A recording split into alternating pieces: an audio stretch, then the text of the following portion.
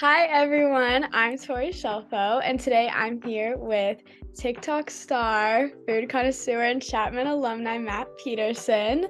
Thank you for being here today. Let's get right into some questions. So, your work is really interactive, and my question is, how do you kind of pick like the comments that you want to reply to and use in your next videos? Oh, that's a good question. I honestly, well, so I spend like the first 15 to 20 minutes after posting, like just sitting on my phone replying back. It's like one of my favorite things to do is like just see the comments that come in right away. And whenever I see one that I think is like super creative, I always screenshot it. And then I have like a file on my phone of comments. Mm-hmm. And then when I'm like trying to find a challenge, I'll go back and I'll scroll through those. So that's kind of like my process, which I started more recently because I used to not do that. And then I would like, someone would write pizza for a day. And then I would go do it. And then I would like scroll trying to find the comment. And I'm like, Yeah. this is impossible. Yeah, I'm sure you get like so many comments too, and there's like a ton of good ideas in there. Yeah, no, people are so creative. It's amazing. And then for locations and like restaurants you'll go to for your food, how do you come across those or find those? Because you have some crazy and like really cool restaurants that you use. How do you like, what are your sources for finding those? My biggest source really has been Yelp, actually. The Yelp app is not even a sponsored thing, but I wish it was because I seriously use that for everything, especially when I was in LA. That was like my number one thing. So even if it was like, I'm trying to think of maybe the most random thing I had, but like something big or like giant. Like Yeah. I'd type in like giant burger, and shockingly, because it has keyword searches, like if anyone ever left a review like this place's burger is giant, giant and burger like come up. So it was really helpful. So Yelp is amazing. Good to know. Do you leave like reviews on the places after you go there on Yelp? You know what's so funny is I don't really. I should, because I always leave a place and I'm like, that was so good, I just like write a review. But it also is important to remember too that like so many of the times when people have a good experience, we don't say anything. So Yeah. that's why you have to take reviews like with a grain of salt. You know what I mean? Because if someone has a bad time, of course you're gonna be like, this was the worst. Yeah. But most of the time, if it was amazing, you don't write a review. So that's like a thing I always try to remember. Yeah. Yeah, my stats teacher like talked about that in class the other day and I like never even realized it. So it's funny you say Yeah. that too. Wow, I just got like PTSD to stats. That was my hardest class, No. and I struggled so hard. Yeah, stats is horrible, but luckily only one semester of math for us Dodge Yeah, kids. exactly. It was a rough semester, but thank God. How do you find a way to keep up with a balanced and healthy lifestyle with your food and your diet while completing all these food challenges and giving your followers what they want to see? It's something I'm honestly struggling a little bit with, or struggling maybe isn't the right word, but I'm trying to navigate better right now because I think that in the beginning I was just like, whatever, I'm just gonna eat it all. Like this is so fun. Yeah. And then in the middle of it, I was like, I live a very healthy lifestyle. And Mhm. then when I film, it's really not, it doesn't go with my lifestyle. Like right now, Yeah. I have salmon in the oven. Like I'm cooking, I'm gonna make sweet potatoes, gonna do all the things. And so it's like I was trying to balance that. So Mhm. then for a little bit, I would go and give out my food. So like I would go and film a massive pizza and then I would like give it away. And that also feels really rewarding. Yeah. That's kind of like the balance that I've been able to find. Oh, that's awesome. And then do you kind of like, I think you mentioned in class that you were like a spin teacher for a while. Do you Yeah. like, is that a part of your lifestyle, like your daily routine too?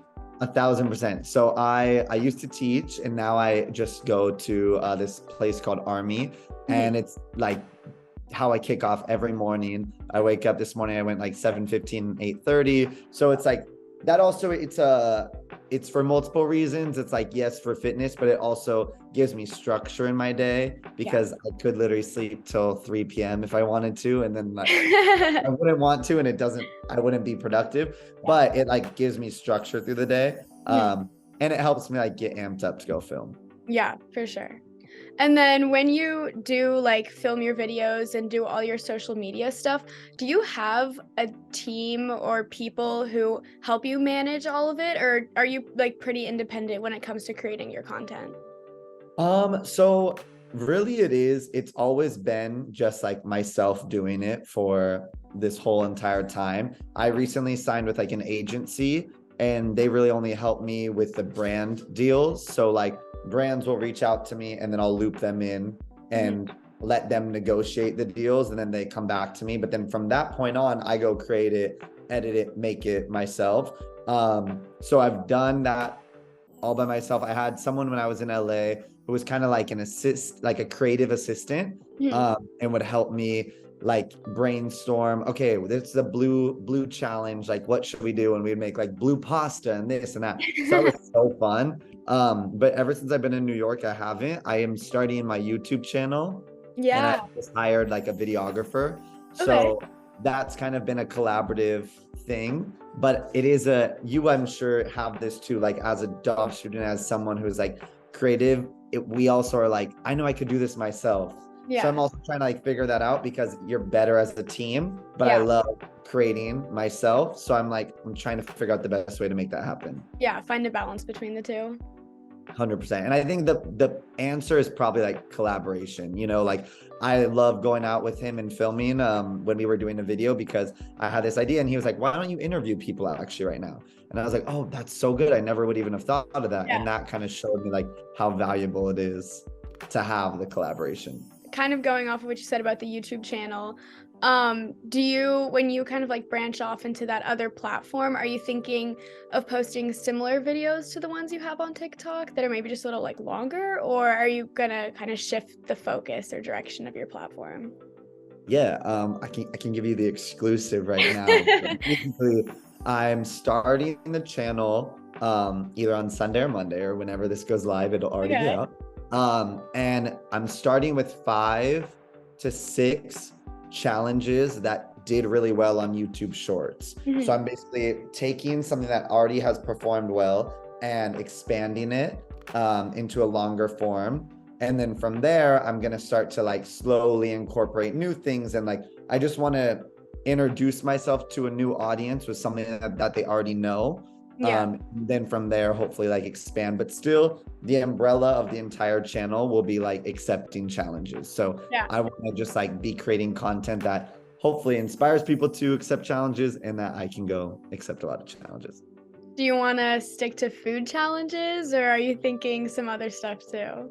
No, honestly, this week was the first week I've posted 3 videos that have, well, they are food challenges, but I'm not eating the food. So I have done these challenges where it's like, find someone with a mustache and go buy them a coffee. Yeah. Oh, I saw the one with the girl in the pink sweatshirt or the pink hair or something. Yeah. Yeah, she was so sweet. And like, that is so fun to me because it gets me out and about. And it's like, I've eaten all the food. I've done everything. It's been so fun. And now I'm like, okay, can I go buy someone else lunch? Like, what else can I do? So I'm just trying to like figure it out right now because I also think like we have to evolve and I could keep doing the challenges and keep eating purple burgers for the rest of my life. But like, I also want to evolve.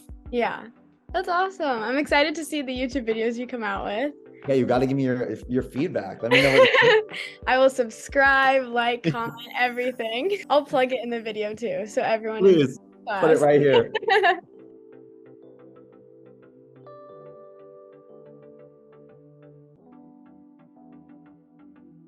How does your personal life influence the content you create? Do you feel like it's super separate? I know you were saying like your diet and everything and your lifestyle is a little different, but are there any aspects that are really prevalent in the work you like to put out? Yeah, I think something that has been so fun for me is like, even right now, my mom is in town, she's visiting, she's sitting right over there. And like, I feel like what I've loved to do is incorporate my parents into my content. And like, obviously that's very like my personal life and showing them, but it's so fun for me for like multiple reasons. One, it's memories that I'm recording and keeping forever. 2, it's like getting to show them something that is like so different and fun for them. So like right when my mom comes here, I'm like, okay, I already know what we're gonna do. I already know what we're gonna film. So I think that's like the most fun. Oh, she doesn't want to film. She just she's filmed out. But my dad loves to be in the videos. He absolutely loves it. But I say all that to say, that's kind of like the way it's like I like to let people in with that side of the personal life. Yeah, so incorporating your family a lot is pretty big too. Absolutely. That's awesome. And then my final question for you is in class you kind of mentioned that like before you started your career in TikTok you wanted to go into entertainment news. Do you think that's still a career path you want to follow? Like either alongside TikTok and YouTube and social media or as its own thing? Like is that kind of still in the picture or do you feel like TikTok and YouTube are really going to take over the rest of your career?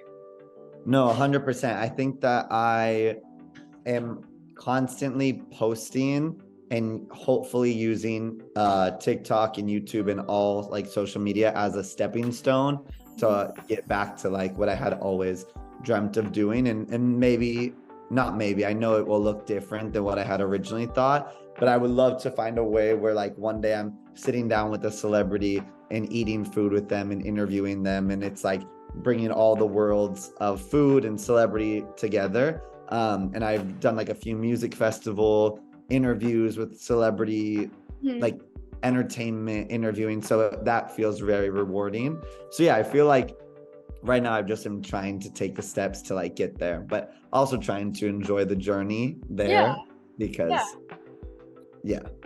Oh, that's gonna be so fun. Well, I can't wait to see you in the entertainment industry and on my TikTok For You page in the future. Thank you. Go back at you. And I'm excited to see what you do at Chapman and just enjoy your time. Thank you so much for doing this interview with me and Oh spending my your gosh, time. of course.